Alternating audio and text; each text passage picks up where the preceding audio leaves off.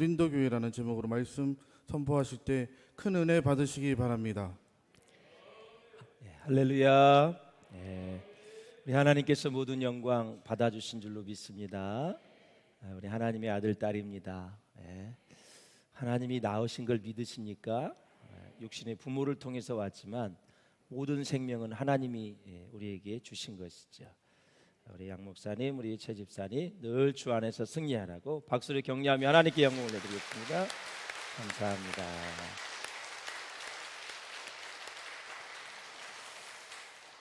힘들고 지쳐 낭망할 때 우리를 일으켜 세우실 분은 하나님밖에 없습니다. 사람을 의지하면 안 돼요. 의지해봤자 아무것도 아니에요. 하나님을 의지해야지. 그러면 모든 것이 합력하여 선을 이루게 될 줄로 믿습니다. 자, 우리 옆 사람과 기쁘게 인사하겠습니다. 오늘도 하나님의 음성을 들읍시다. 자, 고린도전서는 그리스도인들이 이 세상에 사는 동안에 종종 부딪히는 여러 가지 문제에 대해서 실제적인 답을 주시는 서신서입니다. 사도 바울이 쓴 서신서 가운데 가장 흥미로운 것이 바로 이 고린도 전서입니다. 자, 그 이유는 조금 전에도 제가 말씀을 드렸듯이 우리 신앙의 실제적인 문제를 다루고 있기 때문에 그렇습니다. 로마서가 우리 믿음의 본질적 문제를 다루었다면 고린도전서를 통해서는 그리스도인들이 이 세상에서 어떻게 살아야 하는지를 교훈해 주고 있습니다. 이제 바울이 이제 헬라 지역으로 가서 복음을 전할 때 제일 중요하게 여겼던 것이 아덴입니다. 아테네입니다. 아테네. 그리스의 수도죠. 바울은 항상 그 나라의 심장부에 가서 복음을 전하고 교회를 세워도 그 심장부 가장 복판에 중앙에 교회를 개척한 사람이 바로 바울입니다. 아마 여주 순복음교회가 순복음 재단이 다 교회 그 개척 원리를 그걸 많이 이렇게 답습을 한 것 같아요. 큰 중심가에 이렇게 짓는 거. 그게 바울이 전략입니다. 도시에 가서 교회를 세우는 전략. 그렇다고 해서 뭐 시골에다 세우지 않는 것이 아니라 도시에서 부흥이 되면 점차적으로 소도시로 가서 복음을 전하는 그런 전략을 가지고 있었죠. 자, 이제 아테네에서 이제 복음을 전하게 되었는데 당시 세계의 문화는 헬라 문화가 아주 지배적이었습니다. 그래서 헬라 말을 할 줄 아는 바울이 그렇게 귀하게 쓰임 받은 거죠. 유대인들은 히브리어는 잘할 수 있겠지만 헬라 말을 잘 못하기 때문에 헬라 말에 아주 능숙한 아주 말을 잘하는 사도 바울이 그렇게 귀하게 쓰임받는 모습을 볼 수가 있습니다. 그렇기 때문에 바울은 헬라 철학과 헬라 문학의 봉산지인 아덴을 소중히 여기고 그곳의 철학적인 이 사람들을 그리스도의 복음으로 변화시키려는 그런 목표를 가지고 전도를 열심히 했습니다. 그런데 이 아덴에서의 전도는 완전히 실패했습니다. 아주 소수의 사람만 구원을 받았어요. 바울은 어느 마을에 가서든 단 며칠을 있든 교회를 이제 세웠다는 그런 이야기가 있죠. 다 교회를 세웠습니다. 가는 곳마다. 그러나 아덴에서는 교회를 세웠다는 흔적이 없습니다. 그 이유는 바로 이제 많은 학자들이 공감하는 내용을 제가 잠깐 말씀을 드리면 철학적으로 대처했기 때문에 논쟁을 많이 했어요. 우리가 이제 전도 폭발 3단계에서도 공부하지요. 절대 전도 대상자와 논쟁을 하지 말아라. 논쟁에서 내가 이기면 전도 대상자는 자존심이 상해서 안 믿고 대상자가 이기면 교만해서 안 믿습니다. 그러하기 때문에 절대 논쟁을 하면 안 된다. 바울은 아덴에 가서 철학적인 배경을 가지고 논쟁을 많이 하면서 복음을 전하려고 그랬어요. 몇 시간씩 5-6시간씩 복음을 전해도 열매가 없는 거예요. 그냥 말장난으로 끝나버리는 그런 모습을 볼 수 있는 것이죠. 순전히 그냥 복음으로 대처하지 않고 복음을 전하지 못하고 나도 철학을 배웠다. 응? 너희들도 철학을 했지만 너희들이 가진 철학은 엉터리다. 내가 진짜 철학을 가지고 말할 것이다. 아마 이런 식으로 복음을 전한 것 같아요. 그래서 소기의 전도의 성과를 거지지 못해서 결실이 없는 그러한 모습이었습니다. 자, 바울은 아데네스의 전도를 실패함으로 그것을 거울 삼아 고린도에서 이제 새로운 복음의 전략과 전술을 가지고 이제 순수하게 복음을 전하여 고린도 교회를 세우게 됩니다. 예수님은 당신의 죄를 위해 죽으셨습니다. 3일 만에 부활하셨습니다. 승천하셨습니다. 다시 오십니다. 우리 모두는 죄인입니다. 복음이 필요한 사람입니다. 믿지 않으면 지옥 갑니다. 예수 믿고 구원 받으십시오. 그냥 복음만 전하면 성령께서 역사하셔서 놀라운 구원의 은혜를 베풀어 주실 줄로 믿습니다. 논쟁을 많이 하게 되면 뭐가 중요한지를 모릅니다. 전도 대상자는. 그래서 계속 논쟁에만 자기 주장할 거 말할 거에 대해만 신경을 쓰지 도대체 복음에는 관심이 없어요. 왜? 논쟁에서 이겨야 되기 때문에 그렇습니다. 또 논리적으로 말씀을 같이 나눠야 되기 때문에 논리에 빠지게 되면은 어떤 말이 중요한지 몰라요. 자기 할 말에 대해서만 생각하는 게 사람의 이 본성이거든요. 그래서 아덴에서는 전도의 모든 상황이 실패한 곳으로 우리가 볼 수가 있습니다. 자, 그런데 고린도에서는 많은 복음의 열매를 맺게 되어서 구원 얻는 사람이 많아지게 되었고 또 거기에서 이제 교회를 세우게 됐죠. 사실 아덴에서는 다른 도시에 비해서 핍박이 거의 없을 정도였다 그래요. 그런데 핍박도 없지, 무슨 뭐 장애물도 없지. 그런데 왜 열매가 없었을까? 바로 복음을 전하는 방법에 대해서 다시 한번 재고를 해야 되는 그런 상황이었다라는 것으로 볼 수가 있습니다. 참으로 이상한 것은 지성적이고 철학의 도시였던 아테네는 사도 바울이 아무리 전도를 해도 부흥이 일어나지 않았는데 믿는 자도 거의 없었는데 가장 타락하고 음란했던 고린도에서는 믿는 자가 많았고 부흥도 일어났고 교회를 세워서 하나님께 영광을 올려드렸습니다. 자, 고린도는 어디에 있을까? 그리스에 속한 항구 도시인데 터키, 그리스, 이탈리아 이렇게 돼 있어요. 그래서 이제 성지순례를 가면 터키의 반모섬에 가게 되죠. 그래서 반모섬에서 하룻밤을 이렇게 묵게 되고 또 이제 밤에 배를 타고 그리스로 넘어가게 되죠. 그래서 이 고린도와 아테네는 80km밖에 떨어지질 않았어요. 아주 가까워요.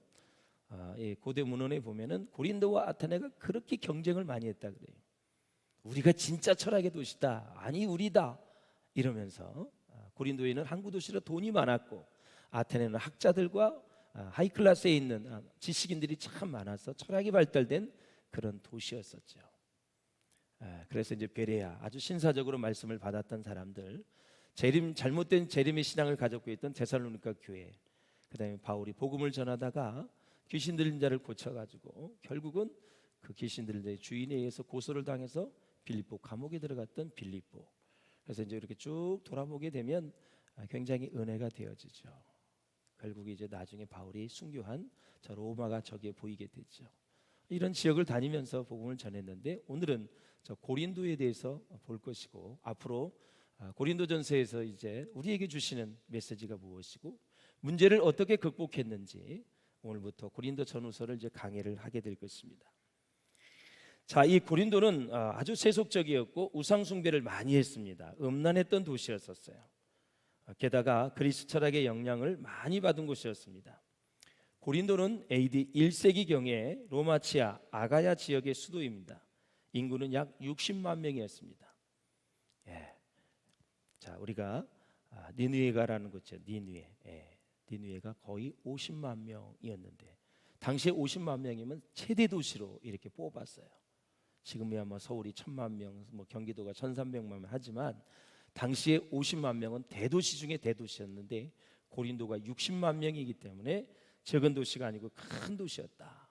60만 명 중에 20만 명이 자유인이었고 40만 명이 노예였었습니다. 자, 국제적 항구 도시의 특징대로 도덕적 부패가 만연했고 다양한 종교들이 공존을 했습니다. 우상 신전이 30개가 됐다는 것은 다른 종교들이 그렇게 많이 있었고 종교들마다 신전이 있지 않습니까?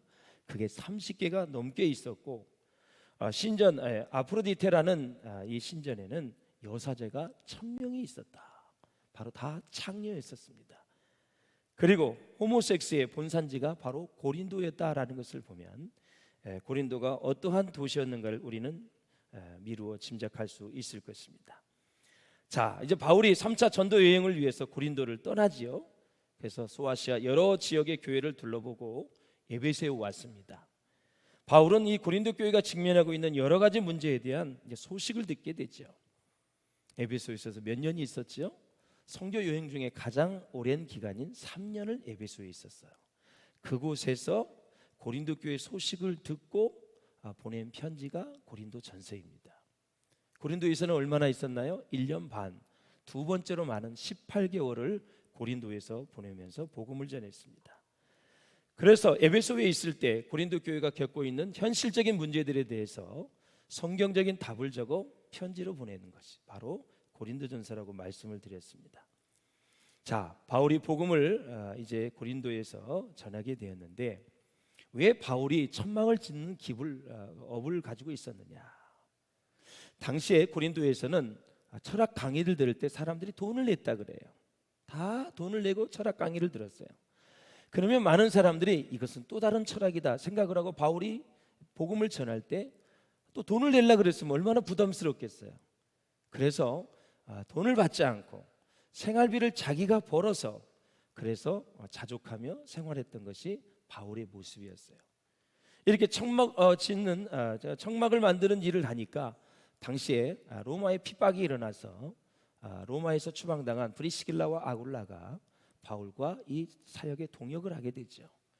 그래서 그 이후로부터 이제 브리스길라 아굴라가 아주 전적인 동역자가 되어져서 물질의 후원을 하고 그 이후로부터는 이제 조금 복음을 전하는 일에 집중할 수 있었던 바울의 모습을 우리가 볼 수가 있어요.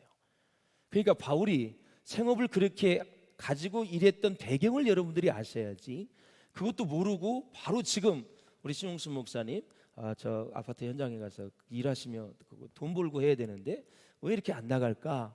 왜 목회자들이 직업을 안 가질까? 이렇게 생각하면 아니 된다라는 거예요. 철학 강의에 돈을 내는 것 때문에 그 이유가 많이 있었다라는 사실이죠. 그리고 바울의 이 성격 자체가 아주 그냥 단호한 그런 성격이기 때문에 조금이라도 누구에게 피해 주는 거 싫어하고 하는 그런 스타일입니다. 그래서 그걸 지금 상황에 보편화시켜서 모든 교육자들이 지금 삼성그룹에 들어가야 된다, 가서 일해야 된다, 현장에 가서 일해야 된다 하고 이렇게 일반화시킬 수는 없다. 당시의 시대적 상황을 잘 볼 수 있어야 된다라는 거죠. 자, 이렇게 복음을 전하는 중에 에베소로 왔는데 얼마 있다 보니까 어렵게 세운 고린도 교회가 막 평안하지 못한 거예요. 분쟁이 있었습니다.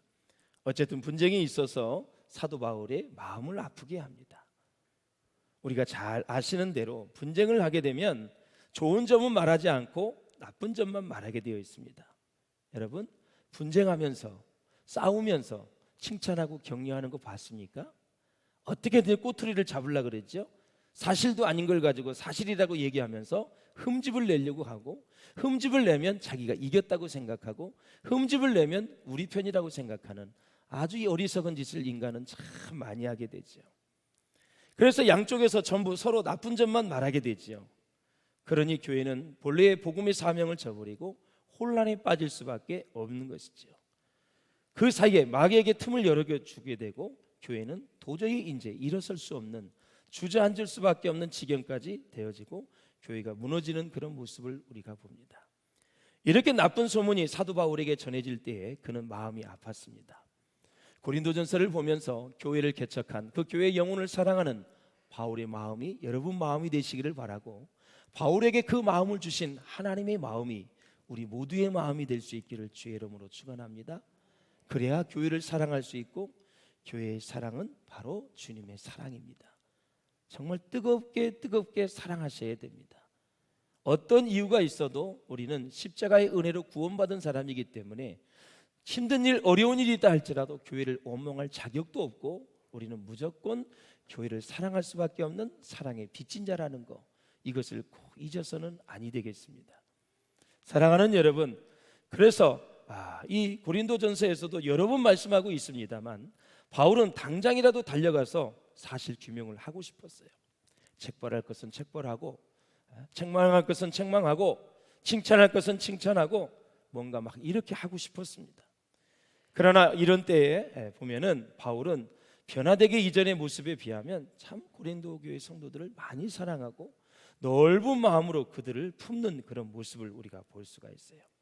여러모로 깊이 고린도 교회 성도들을 사랑하고 그들이 잘 되기를, 또 문제가 해결되기를 바라는 그러한 마음을 읽을 수가 있다라는 것입니다. 지금 당장 달려가서 책망을 하면 손해가 많을 수밖에 없습니다. 왜냐하면 교회는 언제든지 중립적인 사람이 많기 때문에 그렇습니다. 문제가 터지면 가운데 서서 아무 생각이 없는 것 같지만 이것도 싫고 저것도 싫어서 가운데 중립적인 위치에서 사건을 바라보는 사람이 참 많이 있다라는 사실이죠. 이런 사람들이 더 이상 상처받지 않고 또 그런 사람들을 아껴야 교회는 분쟁이 끝난 이후에 교회가 회복될 수 있기 때문에 사도 바울은 삼고처리하는 거예요. 계속해서 고민을 하는 거예요. 그래서 이 고린도 전서에서도 보면 내가 너희를 아끼노라라는 단어로 그 말씀을 하신 걸 보면 얼마나 고린도 교회를 사랑하는지 이루 말할 수가 없어요. 자, 고린도 교회를 이 개척한 바울의 마음이 여러분 꼭 읽혀질 수 있기를 바랍니다. 언제나 보면 분쟁이 일어나면 나쁜 사람은 소수에 불과합니다. 몇 사람이 주동자인데 그 몇 사람을 책벌하려 한다면 많은 사람의 마음을 아프게 합니다. 그래서 사도 바울은 좀 더 기다릴 생각을 가지고 있었습니다. 그래서 지금 당장 달려가지 아니하고 교회를 개척한 사람으로서 정말 하나님의 마음을 가지고 편지를 쓴 것입니다. 그 편지를 통해서 서서히 깨우칠 것은 깨우쳐주고 뉘우칠 것은 뉘우치게 해주고 회개할 것은 회개하고 하고 우선 돌아올 사람들을 돌아오게 한 다음에 어느 정도 교회가 수습이 된 다음에 천천히 가서 오히려 그들을 격려하고 위로하고 싶었던 바울의 마음을 읽을 수가 있다라는 거죠. 우리가 이런 것들을 경험을 못하면 덤벙덤벙 막 앞뒤 없이 교회를 치리하다 보면 이 사람에게 상처 주고 저 사람에게 상처 주고 나중에 남는 것이 거의 없다라는 말씀입니다. 사실 당장 달려가서 만나게 되면 어쩔 수 없이 문제를 규명해야 됩니다. 모두가 감정이 격하게 되어 있는 상태이기 때문에 잘못하다가는 화해를 하려고 갔다가 오히려 점점 사태를 악화시키는 어렵게 만들 수 있기 때문에 사도 바울은 가지 않고 편지를 쓴 것입니다. 그래서 감정이 고조되어 있을 때는 때로는 편지를 쓰는 것이 유효할 때가 참 많이 있습니다. 우리는 이 핸드폰이 있습니다. 내가 정말 그런 상황이 있다면 먼저 문자를 통해서든 뭐를 통해서든 쭉 얘기를 하는 게 좋습니다. 감정이 격화됐을 때는 얼굴만 봐도 화가 나요. 보기도 싫고 뒷모습도 싫어요. 목소리만 들어도 짜증이 나요. 그러하기 때문에 감정이 내려앉을 때까지 만나는 것보다는 편지나 문자나 이런 것들을 통해서 자기 마음을 쭉 이렇게 쓰면 되는 거예요. 그렇기 때문에 서로 마음을 가라앉힌 다음에 만나서 선은 이렇고 후는 이래서 이렇게 됐습니다 하고 서로 잘잘못을 용서를 구하고 그렇게 해서 마무리를 잘 짓는 것이 교회 문제를 해결하는데 참으로 중요하다라는 것이죠. 그래서 부부지간에도 예전에는 부흥 강사님들이 그런 설교를 많이 했습니다. 여러분 막 감정이 격화될 때는 편지를 쓰시라고, 말을 하지 말아라. 그래서 침대 웃자락에다 두고 아침에 일어나서 볼 수 있도록, 여보 내가 이랬는데 이렇게 해서 이렇게 됐는데 참 미안해, 그럴 마음이 없었는데 이렇게 됐다고 하면서 편지를 쭉 보면 본 사람의 마음이 쭉 가라앉았습니다. 내가 잘못했다니까 이렇게 말하면은 그게 용서가 잘 안 돼요. 왜? 감정이 격화됐습니다. 근데 편지를 쓰면은 마음이 쫙 가라앉아서 모든 것이 해결 잘 될 수 있는 방향이기 때문에 때로는 우리가 다양한 여러 가지 방법을 가지고 화해를 도모하는 것도 필요하다라는 거예요. 많이 싸운 만큼 떨어져 있는 시간이 많이 있어야 됩니다. 교회도 마찬가지입니다. 분쟁이 심한 만큼 떨어져 있어야 됩니다. 만나면 안 됩니다. 만나면 또다시 감정이 격화될 수밖에 없고 차분하게 하나님의 말씀을 새기면서 나에게 뭐라고 말씀하고 계시고 성경은 이런 상황에 대해서 뭐라고 말씀하고 계시는가, 성경을 상고하면서 계속해서 내 하나하나 문제를 이렇게 정리해가면서 이렇게 마음을 추스리는 게 중요하다라는 거죠. 그래서 본문 고린도전서 1장 1절에서 9절은 고린도전서의 서론 부분입니다. 그래서 탈 많고 또 말 많은 문제투성의 고린도 교회가 어떻게 하면 문제를 넘어서는 교회가 될 수 있을까? 하나님은 고린도 교회가 문제를 넘어서서 어떤 역할을 해주기를 바라고 계시는가? 하나님의 기대에 주목할 필요가 있습니다. 사랑하는 여러분, 교회가 세워지면 하나님은 그 교회에 거는 기대가 있습니다. 비전교회를 세웠잖아요. 비전교회를 통해서 하나님이 뭔가 기대를 하고 계십니다. 어느 시대나 교회의 사명은 죽어가는 영혼을 구원하여 주님의 제자를 만드는 것입니다. 그래서 하나님은 세워진 교회의 영적 지도자와 그 교회에 속한 성도들에 대한 하나님의 기대가 있습니다. 네가 이것 좀 감당해 줬으면 좋겠다, 이런 역할을 좀 해줬으면 좋겠다라는 거죠. 사실 저와 여러분이 살고 있는 이 시대의 교회의 상황을 이해하기 위해서는 고린도전서에 대한 이해가 필요하다고 저는 생각합니다. 왜냐하면 참 공교롭게도요, 2000년 전에 존재했던 초대 고린도 교회가 오늘날 현대의 교회와 너무나 유사한 점이 많이 있기 때문에 그렇습니다. 자, 고린도 교회는 하나님과 아무 상관이 없는 도시였었어요. 그냥 놔두면 멸망할 도시입니다. 근데 바울이라는 사람이 가서 복음을 전해서 그곳이 또 이제 성시화를 꿈꾸는 그러한 도시로 일단 씨를 뿌리게 됐죠. 고린도는 로마에 의해서 한번 멸망을 당했습니다. BC 150년, 기원전 150년에 고린도가 너무너무 번창을 한 거예요. 어느 문헌에 보니 로마가 시기를 한 것입니다. 아니, 쟤들 봐라, 식민지인데 우리보다 훨씬 더 번창하네, 시기가 난 거예요. 그래서 로마 장군 몬미우스 장군에 의해서 파괴가 됐죠. 그래서 모든 주민을 다 노예로 팔아버립니다.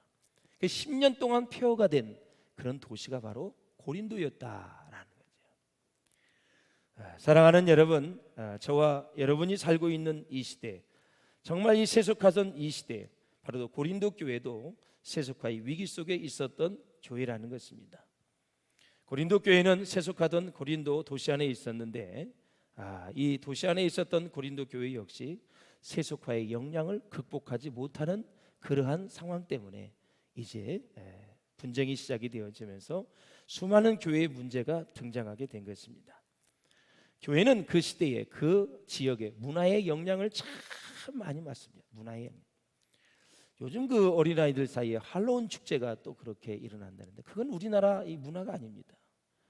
그 다음에 이제 땡스기빙 데이가 추수감사절이 돌아오는데 다 미국에 있었던 그런 것들인데 이제 뭐 어린이집에도 그런 행사를 다 하고, 참 안타까운 현실입니다. 우리의 참 기독교 문화가 너무나 좋은 것들이 많이 있는데 굳이 그런 거를 그렇게 해야만 되는지. 그래서 그냥 할로윈데이 되면 뭘 사줘야 되고 뭐 그냥 막 무서워 해골같이 같은 걸 하고 다니면서 그렇게 그 문화에 자꾸 이렇게 좋지 않는 것도 약국은 강대국의 속국처럼 그런 것들을 여과 없이 막 받아들이고 하는 것들. 그러니까 그걸 받아들이는 사람들의 수준의 문제인 것입니다. 그러니까 리더가 누구이냐에 따라서 나라도 그렇고 어느 뭐 정당도 그렇고 그리고 교회도 그렇고 직장, 사업 다 마찬가지입니다. 리더가 누가 되느냐가 문제죠. 정말 건전한 성경적 가치관을 가지고 사람들을 섬기고 겸손하게 미래에 대해서 비전을 제시하고 그리고 하나씩 정말 많은 사람들에게 좋은 영향력을 끼칠 수 있는 그런 지도자가 참 필요하지 않나 많은 생각을 해보게 됩니다. 사랑하는 여러분, 그렇습니다. 자, 그렇게 문제가 많았던 교회, 그 고린도 교회를 바라보면서 자, 문제는 어느 사회나 단체나 있을 수도 있고 어느 교회나 문제가 있을 수 있습니다. 그러나 중요한 것은 문제를 어떻게 극복하느냐라는 것입니다. 이 세상에 문제 없는 교회는 없습니다. 저는 이 문제 있는 교회, 이 문제 없는 교회 뭐 이런 걸 생각할 때마다 스폴전 목사님의 설교집을 보면 그런 이야기가 꼭 나오는데 잊어버리지 않습니다. 교회 문제하면 스폴전 목사님이 생각이 나는 거죠. 어느 날 젊은 청년이 스폴전 목사님을 찾아왔어요. 목사님, 저는 교회 생활에 늘 시험을 받고 지쳐 있는데 문제없는 완전한 교회를 좀 소개해 달라고 부탁을 했습니다. 이런 부탁을 받고 요청을 받은 스폴전 목사님이 빙그레 웃으면서 이런 유명한 대답을 했다고 합니다. 자네가 혹시 그런 교회를 찾으면 나에게 꼭 알려주기에 나도 그 교회 가서 등록하고 싶다네. 그러나 자네는 그런 교회를 찾거든 절대로 그 교회의 교인이 되면 안 돼. 그랬어요. 그러니까 이 청년이 너무너무 이해도 안 되고 의아해해서 다시 물었습니다. 제가 왜 그 교회에 등록하면 안 됩니까? 그러자 스펄전 목사님은 이렇게 말했습니다. 자네가 끼면 그날부터 완전한 그 교회는 완전히 깨질 테니까 말이야. 바로 자네는 그 교회를 깨는 사람이 되기 때문에 등록을 하면 안 된다고 얘기를 하는 것입니다. 사랑하는 여러분, 죄가 많고 허물이 많은 인간이 정말 이 모이는 교회는 언제나 문제가 있을 수밖에 없습니다. 문제는 어디에나 있고 누구에게나 있습니다. 그러므로 오늘부터 공부하고자 하는 이 고린도전서의 강해 설교를 통해서 교회 안에서 발생할 수 있는 모든 문제들이 말씀 안에서, 주님 안에서, 그리고 성도들의 믿음과 성숙한 인격을 통하여 성령의 뜨거운 역사로 다 해결되어져서 우리 주님의 교회인 비전교회가 아름답고 능력 있는 교회, 정말 건강한 교회, 복음을 전하며 주님의 뜻을 이루어드리는 교회가 될 수 있기를 주의 이름으로 축원을 드립니다. 문제보다 크신 하나님이 있고 문제에 대한 답이 다 말씀에 있기 때문에 교회 전체가 영적으로 말씀으로 성숙해져 가야 됩니다. 그래서 미성숙한 사람이 말씀의 기초를 가지고 끌어안아야지 교회 전체가 다 우매해 가지고 말씀 없는 사람들에 의해서 교회가 좌지우지되면 절대 아니 되는 것입니다. 말씀의 깊이가 뿌리 있고 성령의 역사로 주님을 사랑하는 주님의 마음을 가진 그런 사람들이 리더가 되어서 교회를 힘있게 이끌어 가야지 세상 생각을 가지고 가는 사람들에 의해서 교회는 절대 우측으로 휘둘려서는 아니 된다라는 사실입니다. 그래서 중직들은 말씀의 기초를 가지고 교회를 든든히 지킨다는 얘기는 뭐냐면 힘으로 지키는 것이 아니라 말씀의 기초와 능력을 가지고 교회가 마귀에게 틈을 줄 때 딱 막아내고 몰아내고 질서 가운데 진리 가운데 교회를 든든하게 지켜가는 게 사명 중에 사명인 줄로 믿습니다. 왜냐하면 마귀는 가정을 파괴하고 교회를 파괴하는 것이 목적이기 때문에 교회를 지켜내는 것도 얼마나 큰 사명인지 모른다라는 거죠. 자, 바울은 이제 고린도에서 전도하기 이전에는 회당에서 유대인을 중심으로 복음을 전했습니다. 그런데 유대인들이 얼마나 방해를 많이 하는지, 그래서 이제 고린도에 와서는 이방인을 중심으로 해서 이제 복음을 전하게 되지요. 자, 사랑하는 여러분, 그렇습니다. 고린도 교회가 흥미로운 이유를 아까 말씀을 드렸어요. 가장 당시에 도덕적으로 타락한 도시였는데 그렇게 참으로 지상한 것은 지성적이고 철학적인 도시였던 아테네는 아무리 전도를 해도 복음이 일어나지 않고 믿는 자가 거의 없었는데 가장 타락한 이 고린도에서는 믿는 자가 많았고 부흥이 일어났고 그리고 교회를 세울 수 있었다라는 거죠. 게다가 더욱이 이 고린도 교인에게 성령의 은사가 많이 나타났고 그 중에서도 방언의 은사가 많이 나타났습니다. 그래서 고린도전서에서는 복음의 능력을 설명하는 소중한 교인이 있는데 십자가의 도가 뭔가, 복음의 진수가 뭔가, 우리가 믿는 바의 핵심이 무엇인가를 고린도전서는 우리에게 잘 말씀해 주고 있어요. 그래서 여러분, 제가 강해를 하는 동안 고린도전서를 많이 읽으시고 은혜를 받고 여러분의 문제가 다 해결될 수 있기를 주의 이름으로 축원합니다.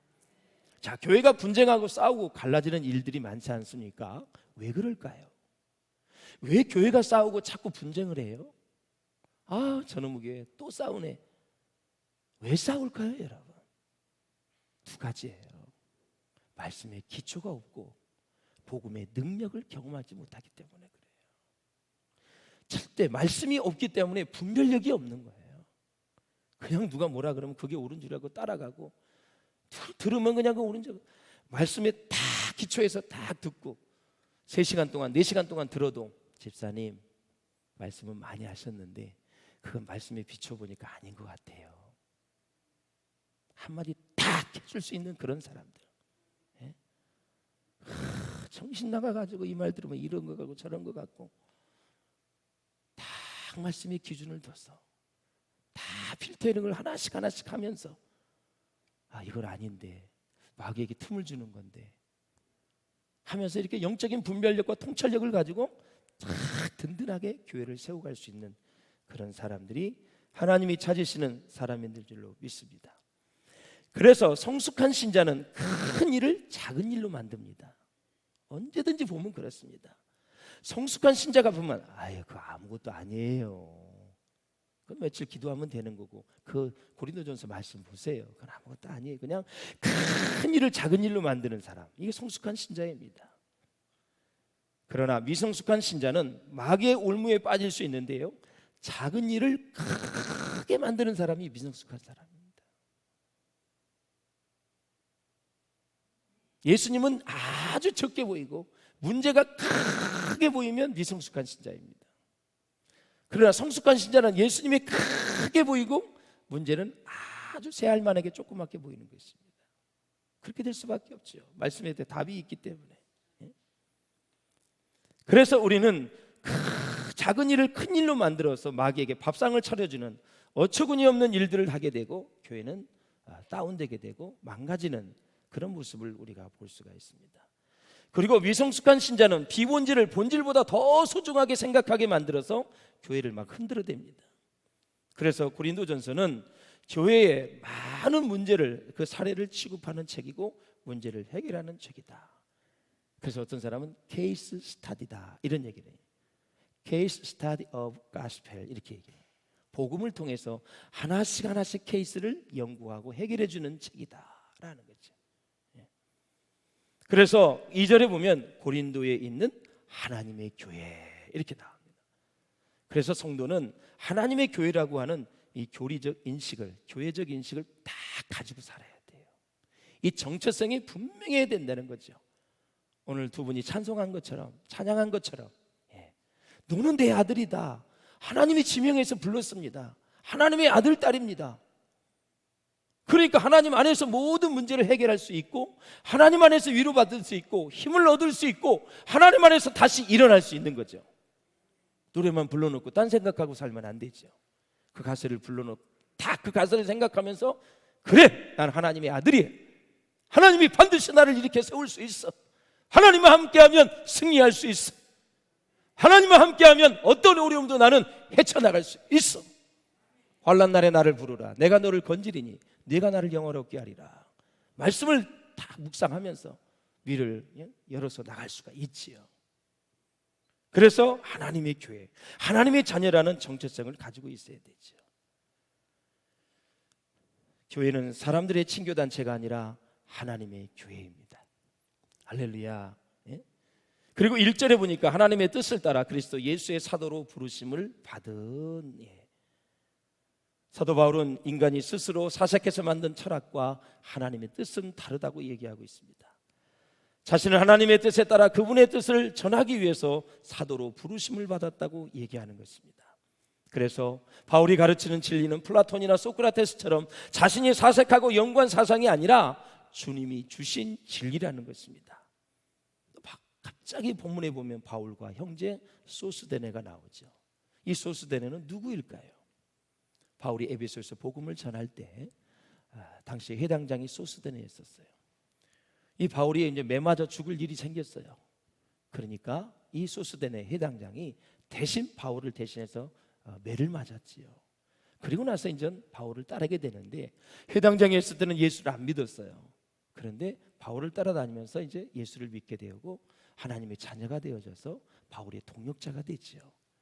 그래서 에베소에서 고린도에 전한 편지, 이 편지를 대필한 사람이 소스데네다.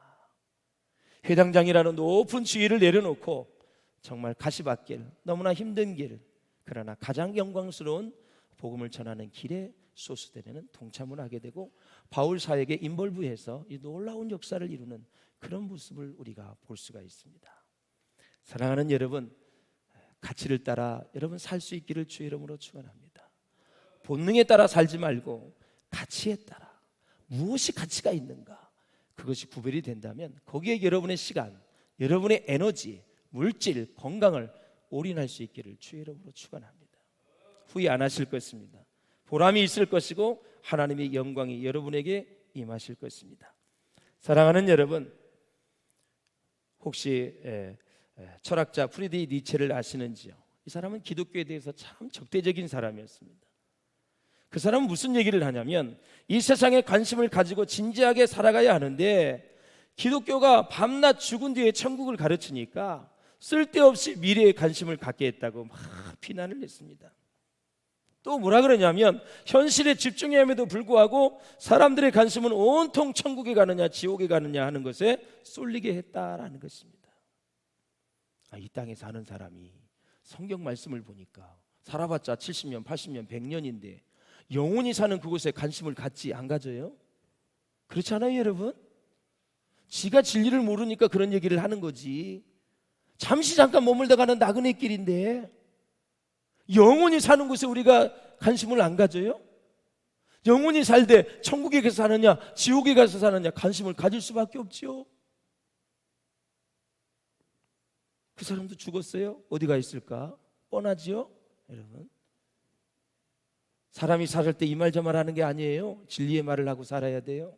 자기가 모른다고 천국이 없다 지옥이 없다 말하면 안 돼요. 하나님이 있다 그러면 있는 거예요. 있습니까, 여러분? 그분은 창조주예요. 구세주예요. 우리를 만드신 분이에요. 우리의 생사복을 다 주관하시는 분이에요. 우리를 죽일 수도 있고 살릴 수도 있어요. 가난한 사람을 부유케 할 수도 있어요. 우리의 진토에서 우리를 일으켜 위대한 사람으로 만들 수 있는 분이 하나님이셔요. 그분이 지옥이 있다면 있는 거고 천국이 있다면 있는 거죠. 우리는 그분을 믿고 사는 거예요.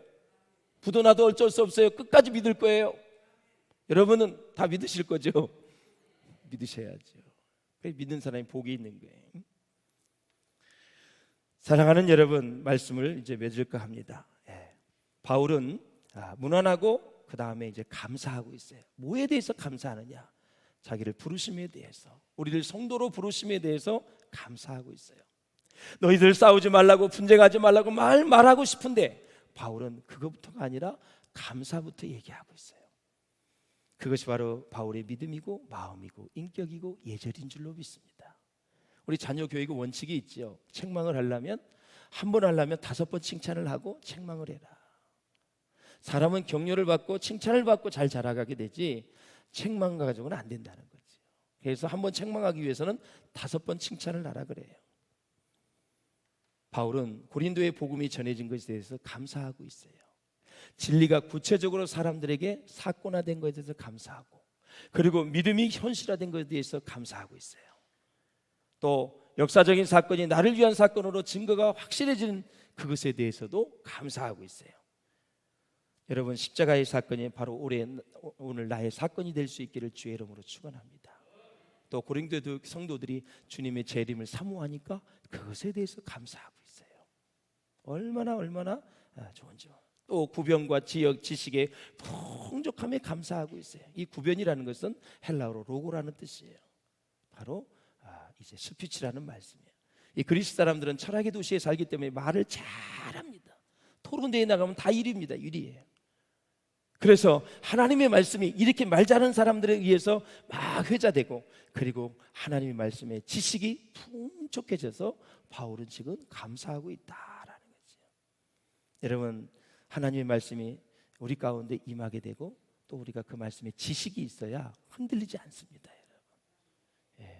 여러분, 말씀의 기초에서 믿음이 단단해지시기를 주님의 이름으로 축원을 드립니다.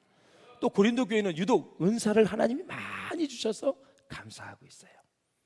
자, 9절을 한번 보세요. 교적케 하시는 하나님은 어떠다고요? 미쁘시도다. 믿을 만하다라는 거죠. 사랑하는 여러분, 내가 내 믿음을 지키는 것이 아닙니다. 하나님께서 내 믿음을 지켜주시는 것입니다. 내 의지로 신앙을 지키는 것이 아니라 주님께서 내 믿음을 지켜주신 줄 알기 때문에 오늘도 안심이 되는 거고 감사할 수밖에 없다라는 거죠. 말씀을 맺겠습니다. 고린도 교회는 10가지 문제가 있었습니다. 분쟁, 음행, 법정 송사, 성적인 범죄, 결혼 문제, 제사 음식 문제, 예배와 질서 문제, 영적인 은사 문제, 부활의 문제, 성교와 헌금의 문제, 이러한 문제들이 있었는데 명확하게 성경적으로 바울이 답을 제시하고 있습니다.